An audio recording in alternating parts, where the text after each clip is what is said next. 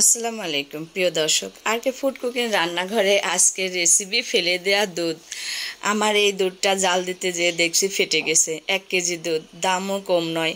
এই দুধটা ফেলে না দিয়ে আমি দেখেন কিভাবে মিষ্টিটা তৈরি করে নিচ্ছি।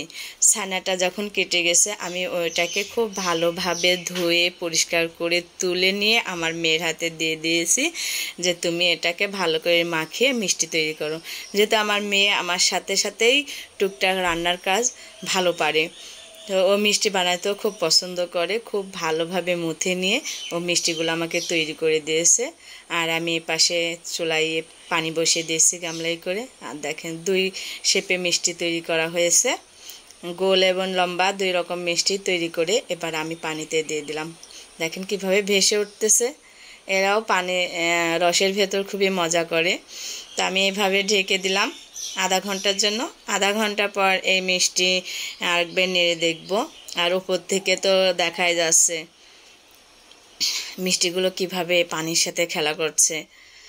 তো এইভাবে যদি মিষ্টি বানিয়ে রাখেন, দেখেন অনেকের বাসায় হঠাৎ দুধ জাল দিতে গেলে দুধটা ফেটে যায়, তখন ফেলে দেওয়া ছাড়া উপায় থাকে না। তো আমি এই দুধের যে দাম, এই দুধ এইভাবে ফেলে না দিয়ে আমি মাঝে মাঝে আমার মেয়েদের মিষ্টি তৈরি করে খাওয়াই।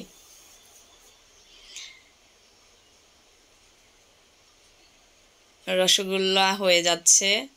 এখানে আমার 3 কাপ পানির ভেতর আমি 2 কাপ চিনি দিয়ে পানিটা ফুটিয়ে মিষ্টিটা ঢেলে দিলাম। তো এত ডিটেলস দেখানো সম্ভব না, কারণ ভিডিও অনেক লং হয়ে যায়। আর এত ধৈর্য ধরে ভিডিও দেখার মানুষ আমার মনে হয় খুবই কম। তো মিষ্টিগুলো তৈরি হওয়ার সময় আমি এখানে পাতিলে 1 কেজি দুধ জাল দিয়ে নিচ্ছি।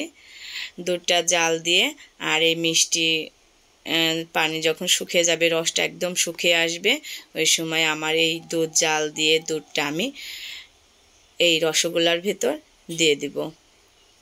তো পানি দেখেন অনেকটা শুকিয়ে আসছে আর মিষ্টিগুলো মাশাল্লাহ মাশাল্লাহ মাশাল্লাহ আমারই খুব লোভ হচ্ছে, এত সুন্দর হয়েছে ভিউয়ার্স। আপনাদের যদি একটু খাওয়াইতে পারতাম আমার খুব শান্তি লাগতো।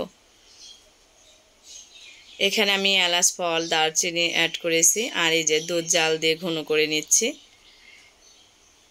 এখানে 1 কেজি দুধ প্রায় হাফ কেজিরও কম হয়ে যাবে জাল দেওয়ার পরে।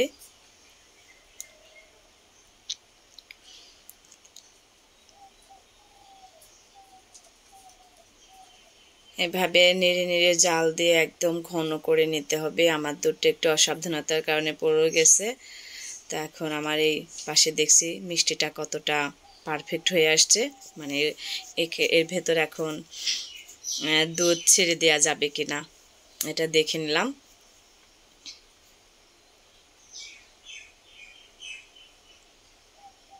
মাশাল্লাহ হয়ে গেছে। এবার আমি এখানে এই ঘন হয়ে আসা দুধ দিয়ে দিব। এটা ফার্স্টে আমার 3 মেয়ে তো খেয়েছে এবং হাজব্যান্ডকে দেখাচ্ছি কি মিষ্টি কীভাবে তৈরি করেছি। ও তো বলেছে যে বাজারের বিপুলের দোকানের চেয়েও স্বাদ হয়েছে, এই মিষ্টিটাও খুব মজা পেয়েছে। আর বলেছে যে মাঝে মাঝেই তৈরি করে খাওয়াবা আমাদের এই মিষ্টি, বাজার থেকে আর এখন কিনে খাওয়াবো না।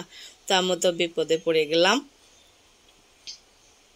এইভাবে মিষ্টি বানিয়ে খাওয়ালে আপনিও বাসায় বিপদে পড়ে যাবেন। দেখেন কি মজা করে খাচ্ছে আর বলছে খুবই মজা হয়ে